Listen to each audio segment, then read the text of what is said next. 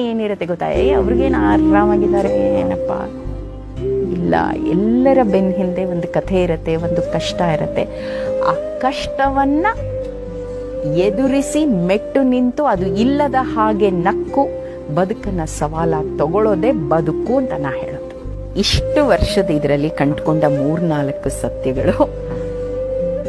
ಜೀವನ ಒಂದು ನಿತ್ಯೋತ್ಸವ. ಹಕ್ಕಿ ಹಾಡೋದು ಒಂದು ಸಂಭ್ರಮ, ಹೂ ಅರಳೋದು ಒಂದು ಸಂಭ್ರಮ. ಅದನ್ನ ನೋಡುವ ದೃಷ್ಟಿ ನಮಗೆ ಬರಬೇಕು. ಒಂದು ಇಷ್ಟು ಕೋಟಿ ಜನ ಇದ್ದಾರೆ ಅಂದ್ರೆ ಅಷ್ಟು ಕೋಟಿ ಮನಸ್ಸುಗಳಿರುತ್ತೆ, ಅಷ್ಟು ಕೋಟಿ ಆಸೆ ಆಕಾಂಕ್ಷೆಗಳು, ಪರ ವಿರೋಧ ನಿಲುವುಗಳಿರುತ್ತೆ. ನಿಮ್ಗೆ ಸರಿ ಹೋದ್ರೆ ಒಪ್ಕೊಳ್ಳಿ, ಸರಿ ಹೋದ್ರೆ ಬಿಟ್ಟು ಹಾಕಿ ಅಂಡ್ ನಗಣ. ಇದಿಷ್ಟು ನಾನು ತುಂಬ ನೇರವಾಗಿ ಕಲ್ತಿದ್ದು.